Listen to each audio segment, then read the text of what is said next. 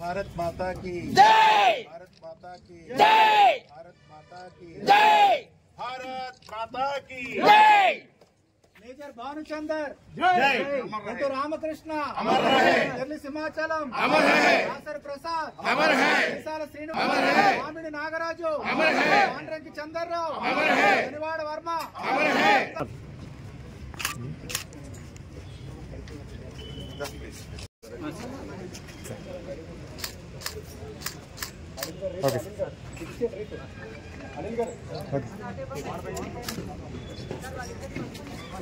Second third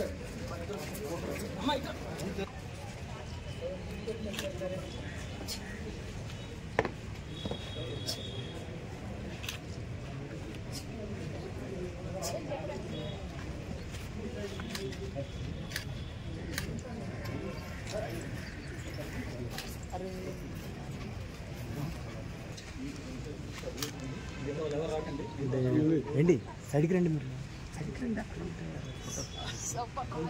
అందుకే మీరు sir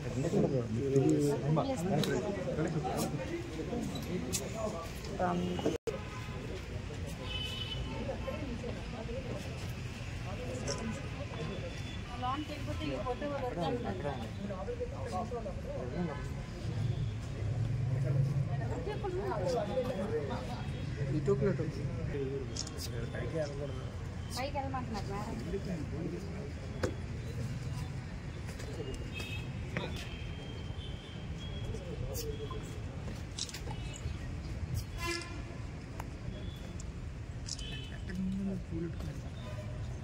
కాలు కాలిపోతున్నాయి.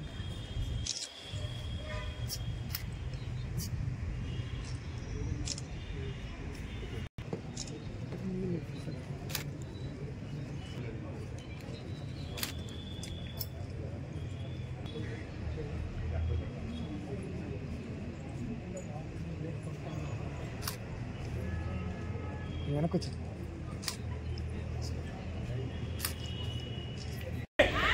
Atre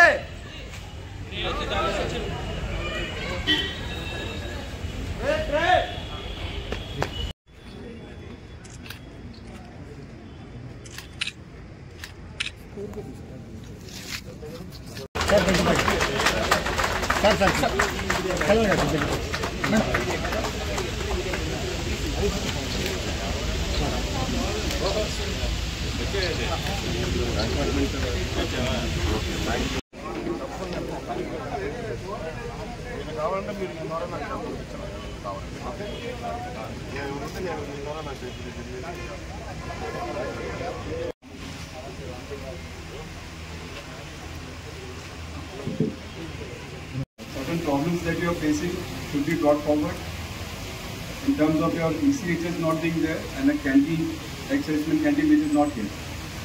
We will try remembering our fallen soldiers is one part of it, but the people who are already serving, who are retired and who have given their prime to the nation, needs to be supported by the district administration.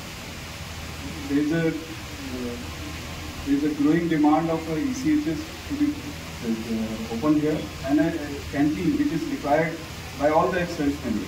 They have to otherwise visit Vizag or Srikakulam, which is not feasible in today's time.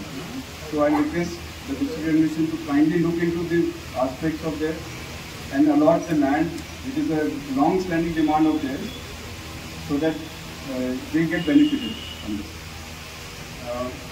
At the outset, I'd also requested you all, whenever you come, we are here as an NCC unit. We open up memorials, but they need to be maintained. So anyone who is coming to Zila Sainik Welfare Officer, please ensure that we do the upkeep of this memorial. These memorials die down.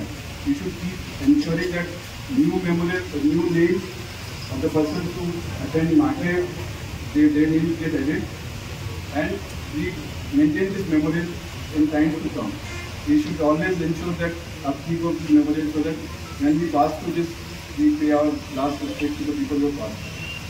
ప్రారంభించుకోవడం అనేది నిజంగా నా జీవితంలో నేను చేసుకున్న ఏదో గతకాలంలో చేసుకుంటున్న ఎందుకంటే అటువంటి అవకాశం చాలా అరుదుగా వస్తుంది.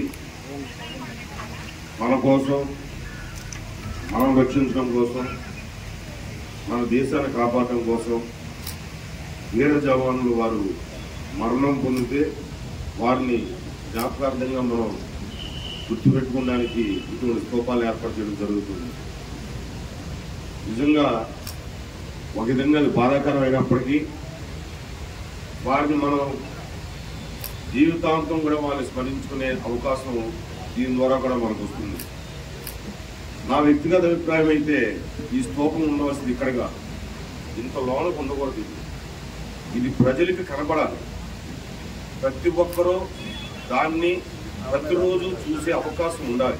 ఉంటేనే వారికి మన సైనికులు చేసిన త్యాగం కానివ్వండి, వారి త్యాగం నుండి పొందే స్ఫూర్తి కానీ కలుగుతుంది. అంటే మనకి అవసరం కూడా బహుశా ఆ ఛానల్ ఇక్కడ పెట్టినట్టున్నారేమో కానీ ఇది యాక్చువల్గా ఏంటంటే రోజు ప్రతి ఒక్కరు చూసే ప్రాంతంలో ఉంటే నిజంగా వారి ప్రాణాలకి మనం నిజంగా వాటికి మనం గౌరవించుకున్నాం కానివ్వండి, వారి ప్రాణ యొక్క త్యాగాన్ని మనం స్ఫూర్తిగా తీసుకున్నానికి ప్రజలందరూ కూడా అవకాశం ఏర్పడుతుంది.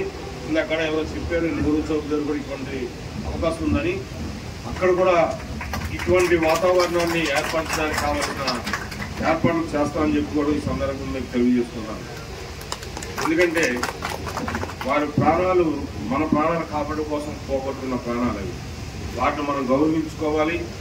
వారికి కావాల్సిన అన్ని విధాలకు కూడా మనం సహాయ సహకారం అందించాలి. వారి నుండి కూడా స్ఫూర్తి పొందాలి.